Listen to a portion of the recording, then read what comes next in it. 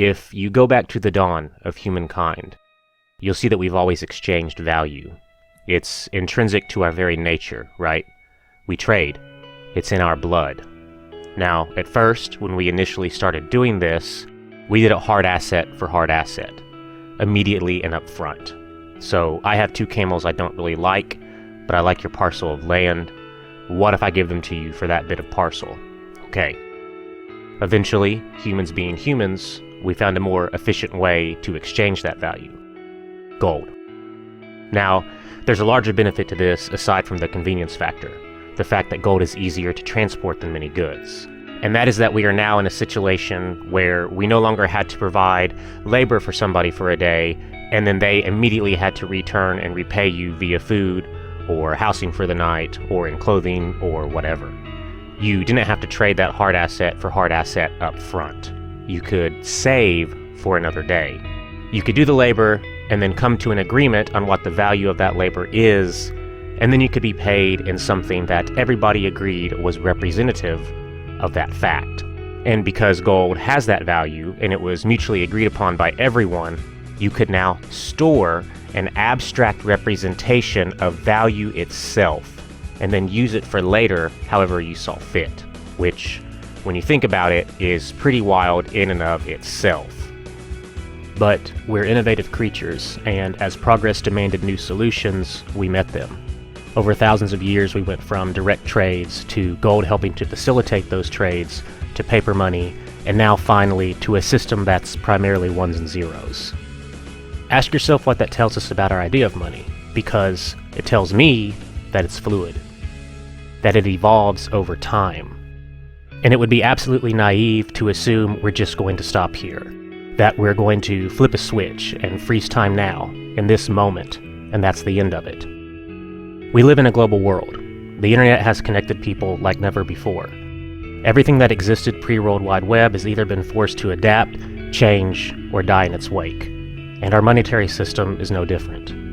You see, right now, what we're doing with our money, it's kind of like that transitional period between when the internet first took off and the adoption of smartphones.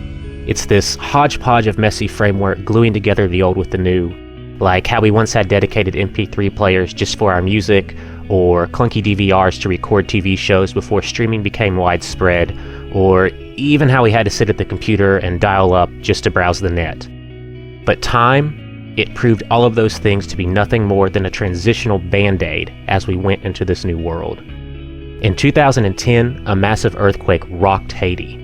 It was, and still is, a terrible time. A lot of people wanted to help, but they were obstructed. Why couldn't they send aid directly? Why did they have to go through third-party intermediaries like the Red Cross? Over $1.4 billion were donated by Americans alone. Yet today, we aren't even sure where most of the money went. What if you live stateside and have family in Somalia? How long would it take you to send them money if they really needed it? What would you be charged to send it? If there isn't a bank or a Western Union, would they even have the option to receive it in the first place? You know, it's funny, because that same Somali relative can get on his or her phone right now and have a conversation with you instantly, their voice beamed across the globe as radio waves at the speed of light, 300 million meters per second. Why can't you do that with your money? The answer, now, is that we're about to be able. Granted, the infrastructure isn't there yet, but it will be. The automobile was introduced in the late 19th century, and at that time, there were countless detractors. And for the time, their arguments made sense. Cars don't perform well on dirt roads. How would a car work when it rained and those roads became deluged in mud? They needed gas. How would you even get the fuel to run them? Gas stations? They were a foreign concept. The horse, they argued, would always be the better choice. And yet here we are. With Bitcoin, your money is your money. Nobody can take it from you, and a corrupt government can't appropriate it at the border. The only thing you need are your private keys, a sequence known only to you, and stored in your head. A body scanner can't find that. A customs agent can't confiscate it. Bitcoin is unrestricted from any and all boundaries, real and imagined, ready to tread freely in our global world, just like us. When you put your wealth into Bitcoin, you know it's a trustless system. There's no outside authority that can print more of it, robbing you of its value while crooked leaders steal an increasing portion of the wealth. Its structure is automated and driven by the combined but decentralized network of any computer helping to power it.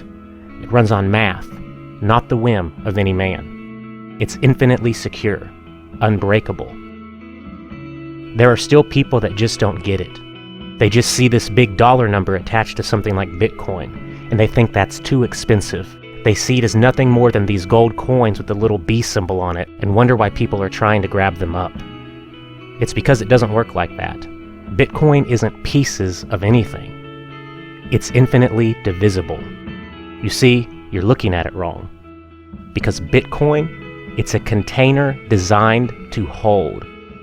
And that container is designed to hold the world's wealth. Fairly, safely, and without intervention from anyone other than you. That's the store of value that we're talking about. That is the reality.